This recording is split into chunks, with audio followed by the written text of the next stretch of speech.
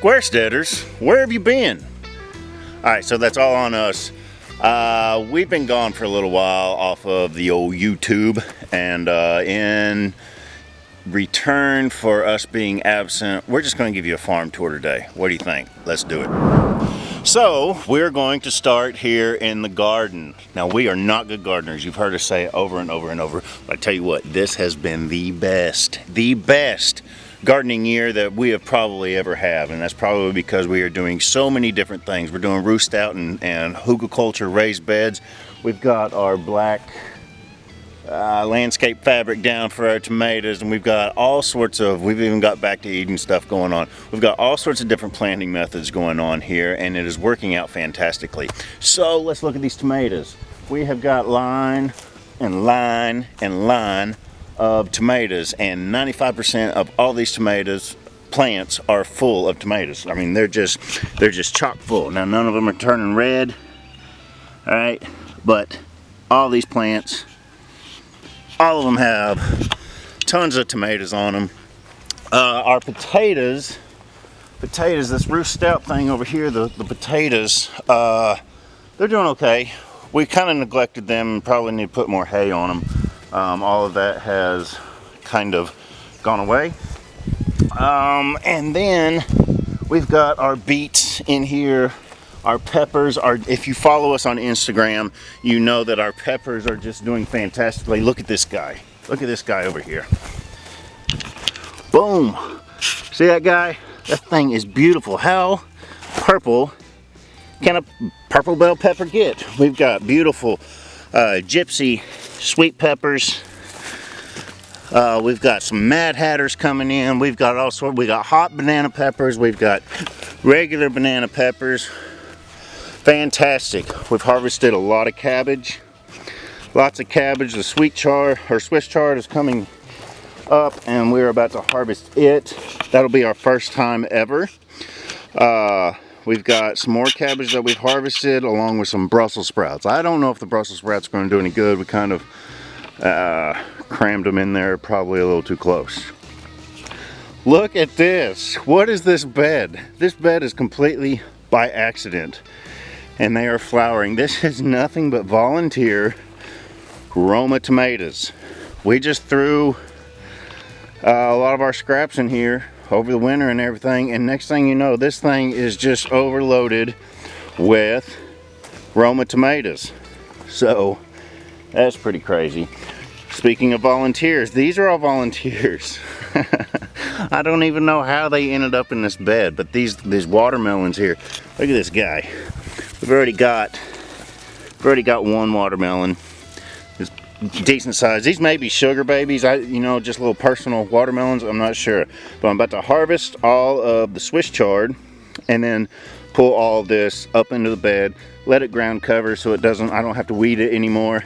So that's where we're at with that. Now our garden is spread all over our property. So let's go look at the rest of it. Look at this. This is one of our Ruth Stouts. We have lots of zucchini and squash planted randomly.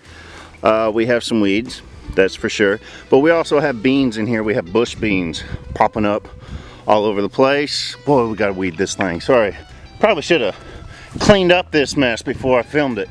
But over here on the other side of this walkway, we have more squash and zucchini. And look at this stuff, and melons down at the bottom. Look at that.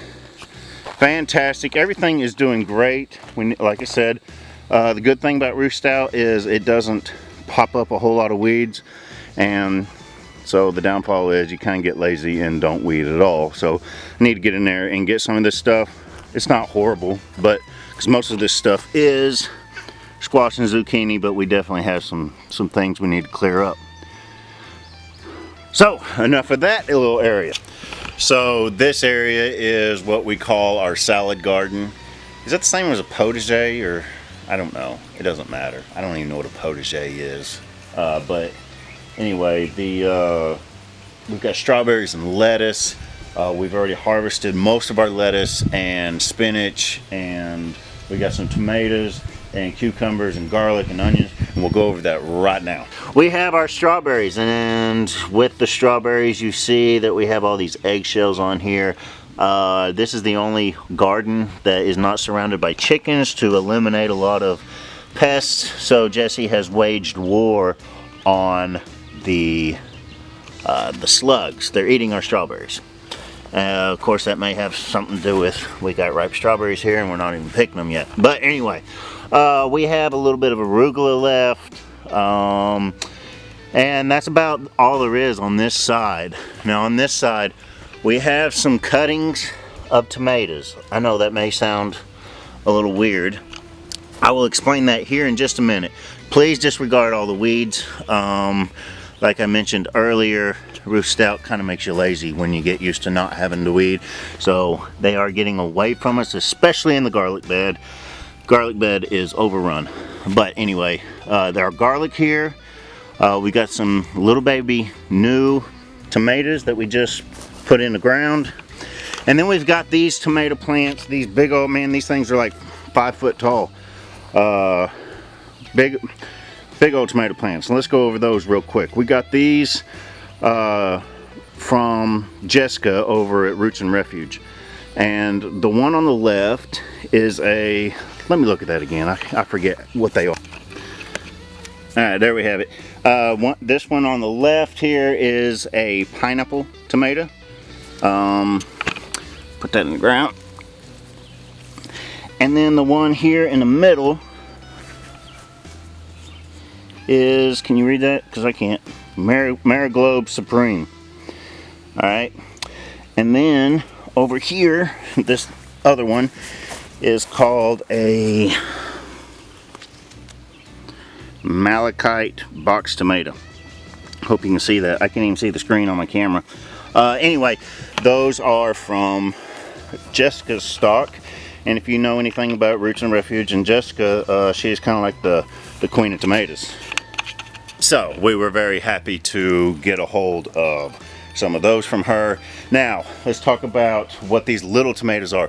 What happened is these guys, we didn't pay attention to the suckers very well, and I don't know if you know this or not, we just learned this. You can take the suckers, if they get too big, you can take the suckers off, and we put them in growth hormone, and then we kept them in the shade and put them in some potting soil and kept it watered, and they rooted. And then we just transplanted all these. So you can expand your tomato garden like we did, and getting these tomatoes we've never had before. And we just expanded to this whole area right here, and now we have some extra tomatoes. So instead of waiting around until next year to save your seeds, that is an option. Okay, so what else we have here is some cucumbers. They are vining up. We want them to take over this whole fence area, especially the part of the fence I didn't finish. Shh, don't tell anybody. Then we have another cucumber here. It's an empty pot. Yes, maybe we're trashy, I don't know. There's an empty pot, but those are cucumbers that are growing up into all the lovely part of the fence that I did finish, and hopefully take over and just be full. So there you have it. Okay, y'all, that is going to conclude the garden tour. Now, my intent was to give you a garden tour, show you kind of what we've got going on and make it real quick, and then do a farm tour and include it in one video. I think I'm going to split them up because they end up being like a 30-minute video. Ain't nobody got time for that. So if you do have time though, right after this garden video, check out our farm tour. We start talking about these John Siskovich style tractors. We've got 3 of them, one with ducks, one with quail, and one with our Cornish cross chickens in them.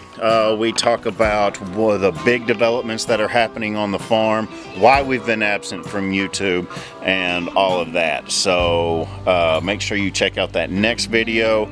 If you liked this one, please like and subscribe. Share it with your friends. Let people know that we're here.